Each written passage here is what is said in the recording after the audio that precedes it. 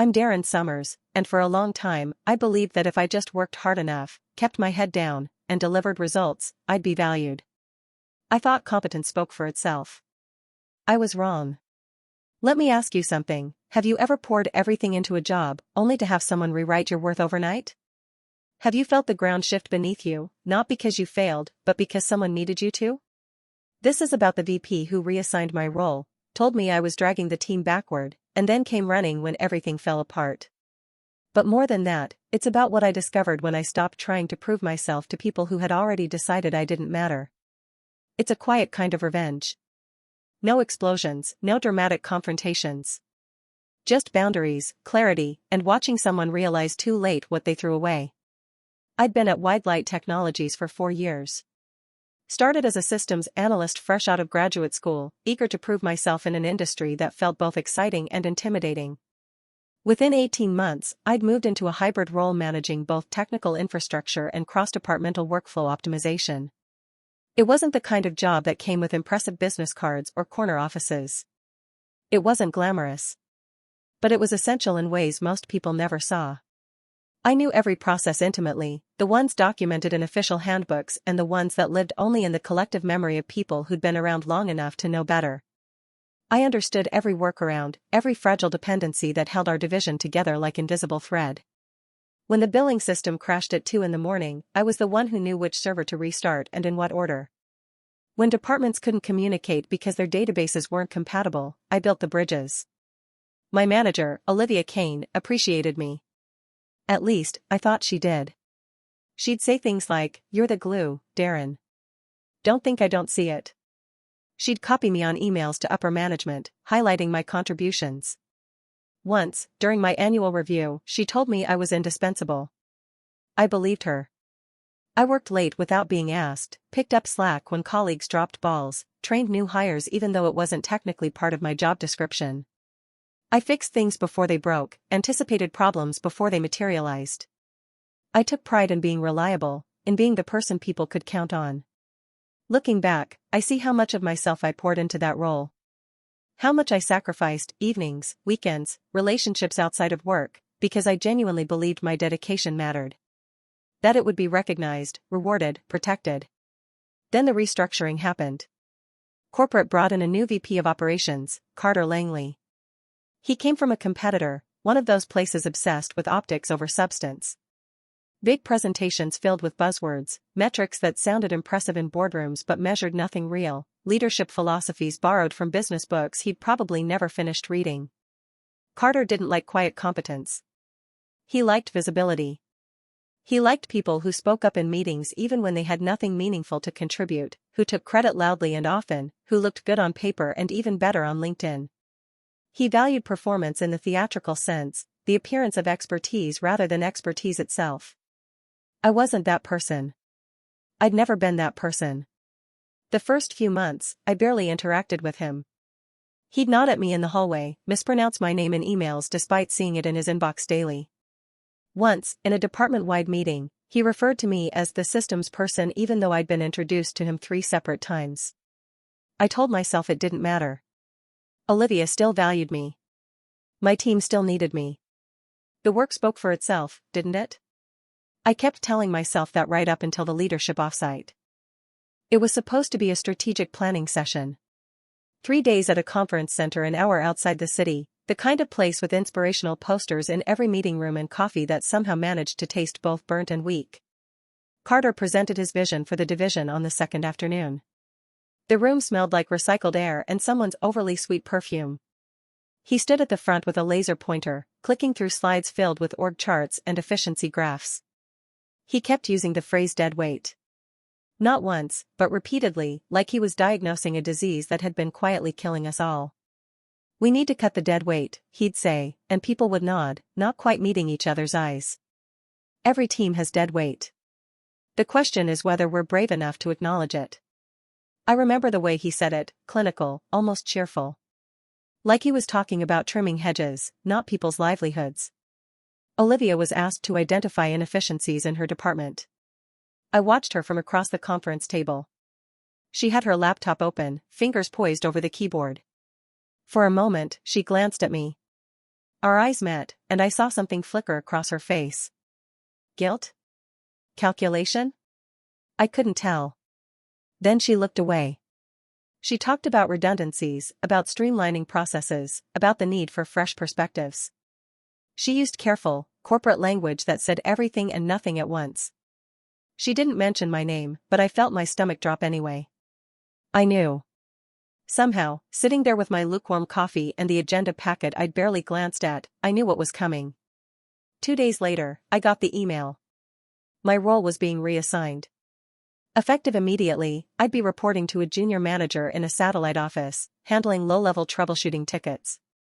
The kind of work I'd done in my first month at the company, 4 years ago. The kind of work that required maybe 20% of what I actually knew how to do. No explanation beyond corporate boilerplate. No conversation, no warning. Just a calendar invite for a brief handoff meeting scheduled for the following morning at 9.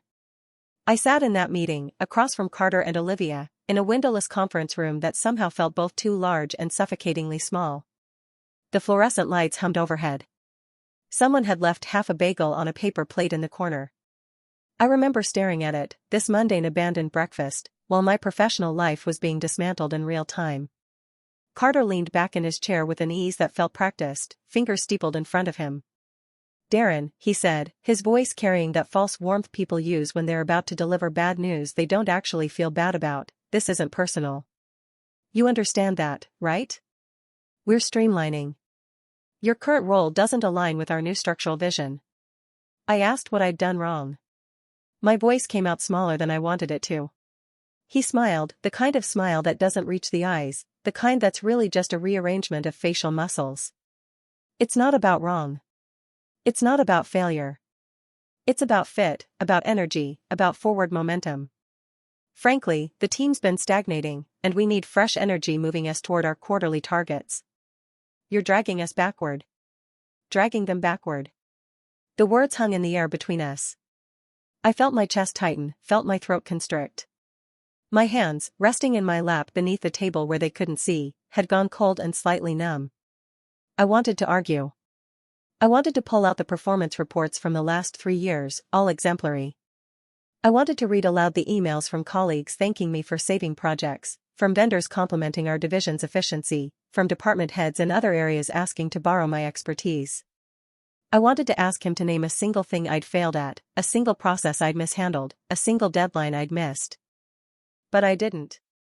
I just nodded, because what else could I do? He'd already decided. This meeting wasn't a conversation, it was a notification. Olivia said nothing.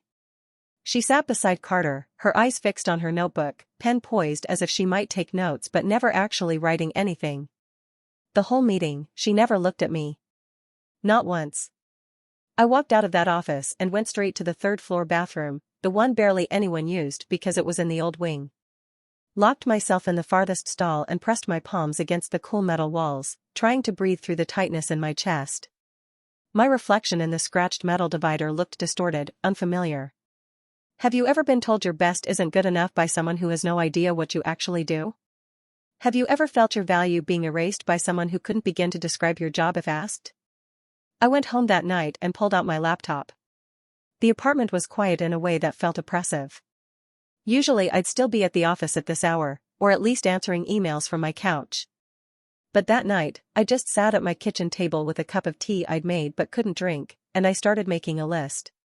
2 columns, reasons to stay, reasons to leave. The stay column was short and practical.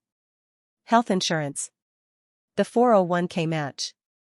Stability, or at least the illusion of it. Fear of starting over in a job market that felt increasingly uncertain. The comfortable routine of a place I knew, even if that place no longer wanted me. The leave column filled 2 pages. Humiliation. Disrespect. The hollow feeling in my chest every time I thought about going back to that building. The certainty that this wasn't a temporary setback but a permanent devaluation. The knowledge that I'd never unsee the look on Olivia's face when she chose not to defend me. The understanding that Carter would always see me as the problem he'd solved, never as the person who'd been holding things together. I stared at it for a long time, those 2 uneven columns. Then I wrote one more line at the bottom of the leave side, in handwriting that looked bolder than the rest, "I deserve better than this." I didn't quit that night. Fear is a powerful anchor, and I wasn't ready to cut the rope. But something shifted in me, some fundamental calculation about what I was willing to tolerate. The reassignment took effect the following Monday. The satellite office was 40 minutes away in good traffic, longer when the highway was backed up. It was tucked in a strip mall between a dry cleaner that always smelled faintly chemical and a nail salon with a flickering neon sign.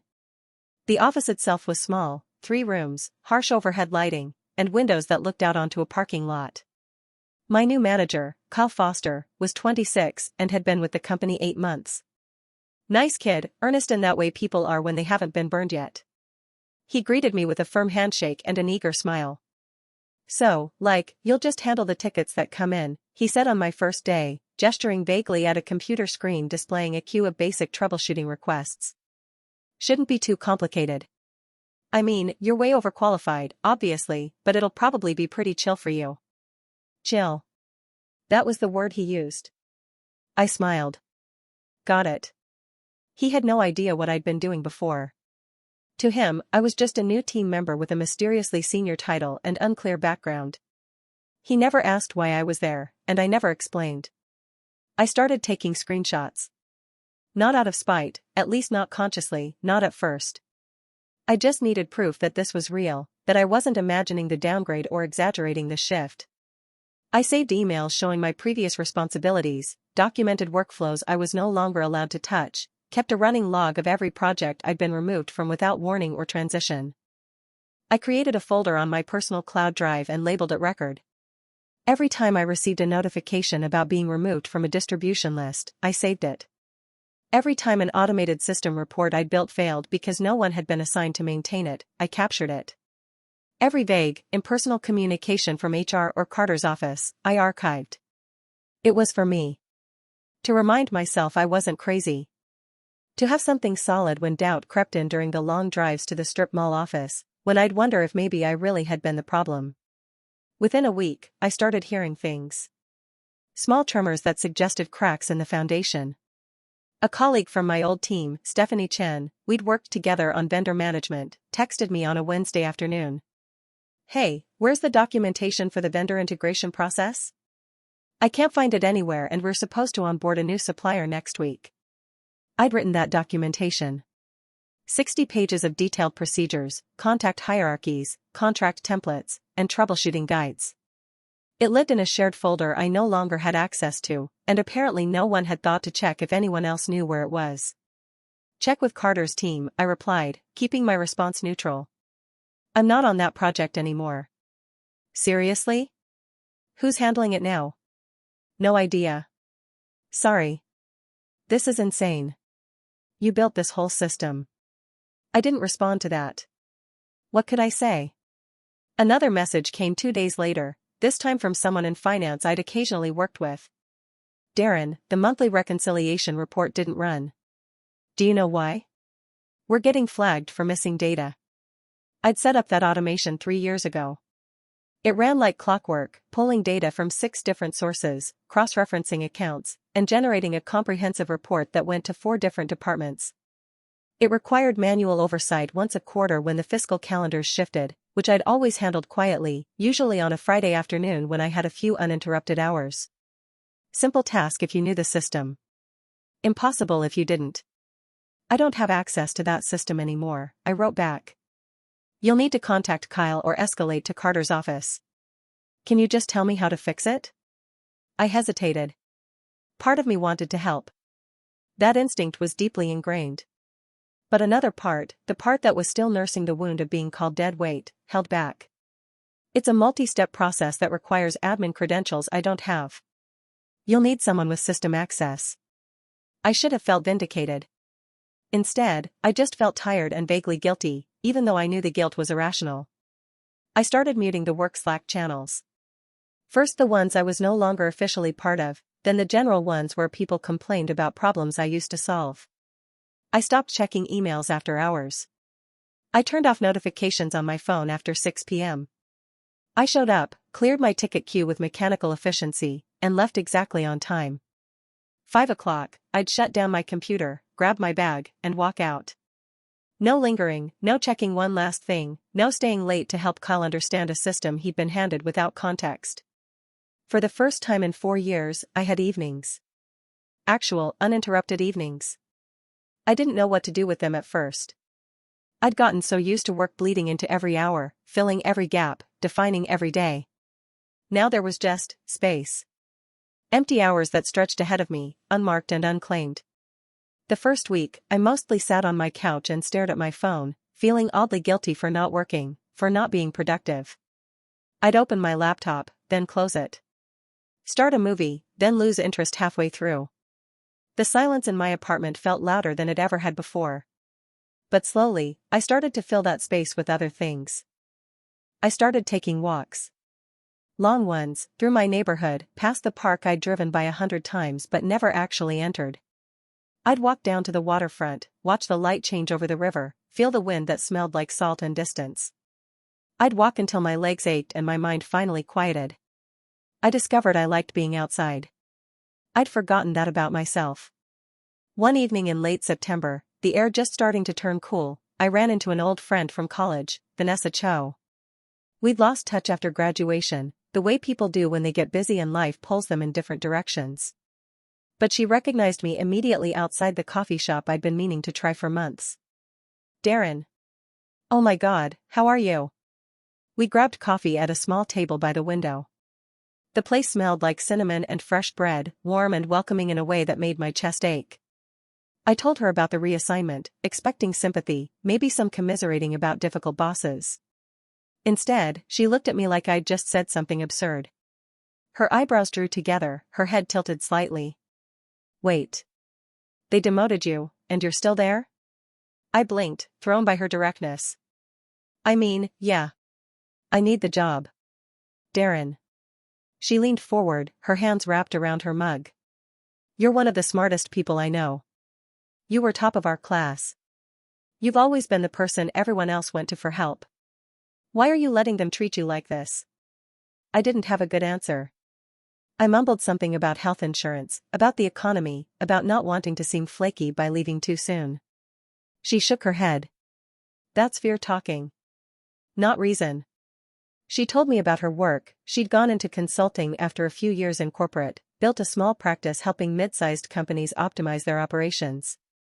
She'd started alone, just her and a laptop and a lot of cold emails. Now she had 3 employees and more clients than she could handle.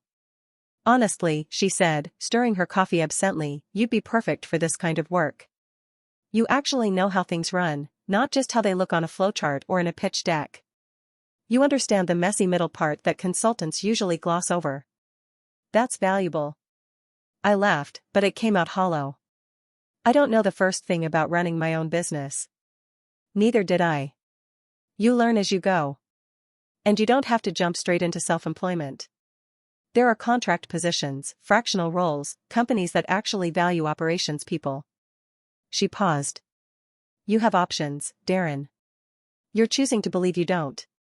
That sentence stayed with me. Rolled around in my head during the drive home, kept me awake that night. You're choosing to believe you don't. Was I?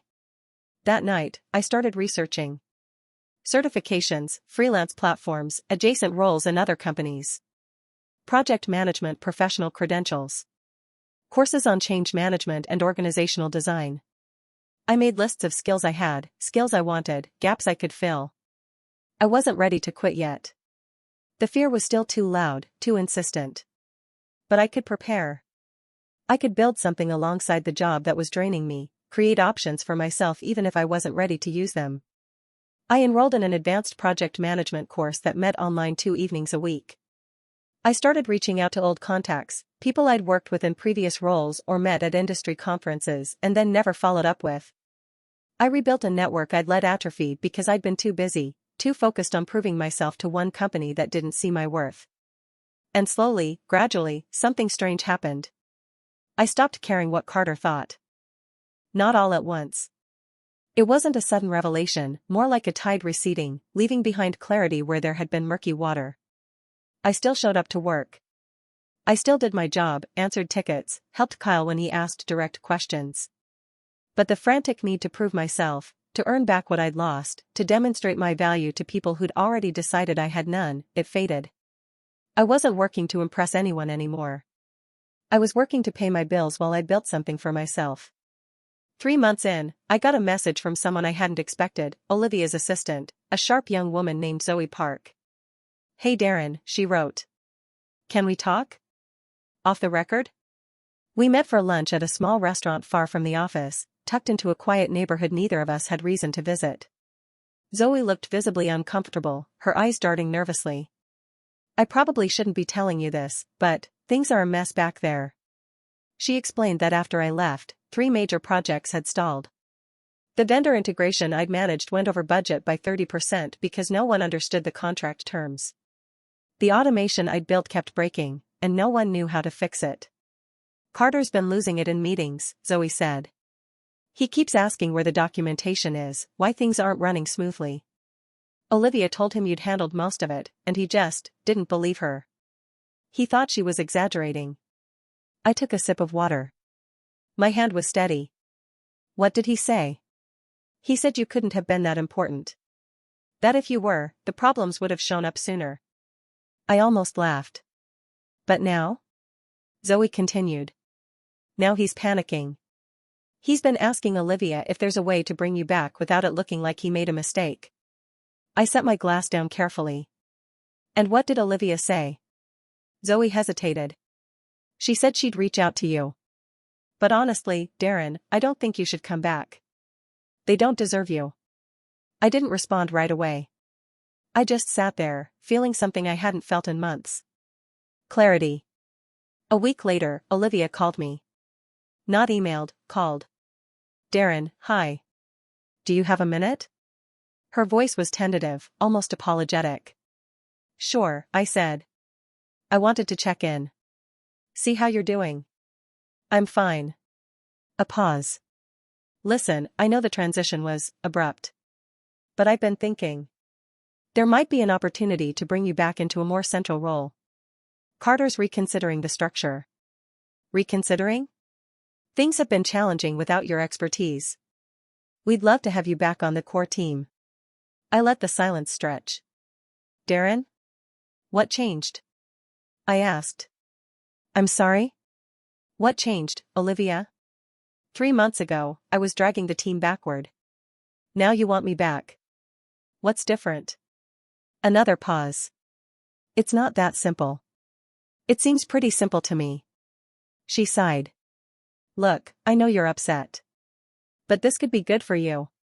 Better title, better pay. A real acknowledgement of your value." Acknowledgement. I repeated the word slowly.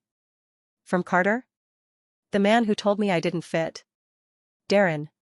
Did he ask you to make this call?" Silence. "I appreciate the offer," I said. "But I'm not interested." "You're not interested?" "Darin, this is a significant opportunity." "For who?" I heard her inhale sharply. "I'm trying to help you. You could have helped me 3 months ago." I hung up. My hands were shaking, but not from fear. From something else. Something that felt like power. I didn't hear from them again for another month. Then, one afternoon, I got an email directly from Carter. The subject line, urgent, consulting opportunity. I stared at it for a long moment before opening it. "Darin," it began, "I hope this message finds you well. We're currently facing some operational challenges that require specialized knowledge of our legacy systems and processes. Given your familiarity with Widelight's infrastructure, I'd like to discuss bringing you on as a consultant for a short-term project. Compensation negotiable. Please let me know your availability." I read it 3 times. Then I forwarded it to Vanessa. She called me immediately, laughing. "Oh my God. He's begging. He's asking me to consult." Same thing. "Darin, do you know what this means? You have leverage." I hadn't thought of it that way. "What do I do?" "You set your rate," she said. "Hi. And you make it clear this is a business transaction, nothing more. No loyalty, no favors. Just work." I thought about it for 2 days. Then I replied. "Carter, I appreciate the inquiry. My consulting rate is $250 per hour, with a minimum engagement of 40 hours. I require a detailed scope of work in writing before committing. Let me know if you'd like to proceed. I hit send before I could second-guess myself. He agreed within an hour. The project was exactly what I expected, cleaning up the disasters left in my wake. I worked remotely, billed every minute, and maintained strict professional boundaries. Carter tried to be friendly on our calls. "It's great to have you back, Darin. We really missed your expertise." I didn't engage. "What's the next deliverable?" He stopped trying after the second week. I finished the project in 6 weeks. Submitted my final invoice. And then I did something I'd been planning for months. I started a blog.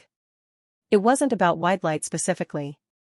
I never named the company, never identified anyone directly. But I wrote about the experience of being devalued, of watching your work disappear the moment you weren't there to defend it. I wrote about what it feels like to be told you're not good enough by people who don't understand what you do. I wrote about walking away. The response was immediate. Comments from people who'd been through the same thing, who felt seen for the first time. Shares from professional networks. Messages from strangers saying, "This is my story too." One comment stood out: "The best revenge is building a life they can't touch." I thought about that a lot. Around that time, Zoe reached out again. "I'm leaving Widelight," she said. "I can't do it anymore. But I thought you'd want to know, Carter's on thin ice. The board's not happy with how the division's been performing. Olivia's been trying to deflect, but everyone knows it started after you left." "What happens to Carter?" I asked. "No idea. But I heard he's been updating his LinkedIn." I smiled. "Good for him. Aren't you even a little satisfied?" I thought about it. Honestly? I don't think about him much anymore. And it was true. 6 months after I left, I got a message from an unexpected source, Olivia's former boss, the division president. He'd been quietly watching the fallout. "Darin, I owe you an apology. I should have intervened when Carter reassigned you. It was a mistake, and I regret not speaking up. If you're ever interested in returning to corporate work, I'd be happy to make an introduction elsewhere." I appreciated the gesture. But I'd already moved on. Vanessa and I had started collaborating. I was taking on my own clients, building a reputation as someone who could untangle operational chaos. The work was challenging, but it was mine. I set my own hours. I chose my projects. I didn't have to convince anyone of my value, they came to me because they already knew. One evening, nearly a year after I'd left, I got a voicemail. It was Carter. His voice was different, strained, less confident. "Darin, hi. I know it's been a while. I wanted to reach out personally. I'm in a difficult position right now, and I could really use your advice. I know things didn't end well between us, but I'm hoping we can put that aside. Could you give me a call when you get a chance?" I listened to it twice. Then I deleted it. Not out of anger. Not even out of spite. Just because I didn't owe him anything. I never found out what happened to Carter. I heard through mutual contacts that he left Widelight a few months later, took a role at a smaller firm. Olivia stayed, but her trajectory flattened. She'd tied herself too closely to his decisions. As for me? I kept writing. I kept consulting. I built relationships with people who valued reciprocity, who understood that competence isn't just about what you produce, but about how you're treated. I reconnected with old friends, made new ones. I spent time on things that mattered, hobbies I'd abandoned, places I'd never had time to visit. And sometimes, late at night, I'd think about that meeting. The one where Carter told me I was dragging the team backward. I'd think about the look on his face when everything started falling apart. But mostly, I'd think about the moment I stopped needing his approval. That was the real shift. Not the blog, not the consulting work, not the vindication of watching him panic. It was the day I realized my worth wasn't determined by people who couldn't see it. Here's what I learned: you can't make someone value you. You can only decide whether to stay in spaces where you're diminished, or to walk toward ones where you're celebrated. It's not always dramatic. There's no big showdown, no perfect moment of revenge. It's quieter than that. It's setting boundaries and keeping them. It's building a life that doesn't need their validation. It's waking up and realizing you haven't thought about them in days, then weeks, then months. And one day, you realize you've built something they can't touch. Something that's entirely yours. That's the revenge. Not in their downfall, but your rising. I still get messages sometimes from people who read my blog or hear about my story secondhand. They ask how I found the courage to leave, how I knew it was the right choice. I tell them the truth, I didn't know. I was terrified. But I knew staying would cost me more than leaving ever could. So I ask you, have you ever stayed somewhere that made you smaller? Have you ever walked away from something that looked stable but felt suffocating? What would it take for you to choose yourself? I'm Darin Summers. I was told I was dragging the team backward. I walked away. And 3 days later they realized what they had lost. But by then, I'd already started building something better. And I have never looked back.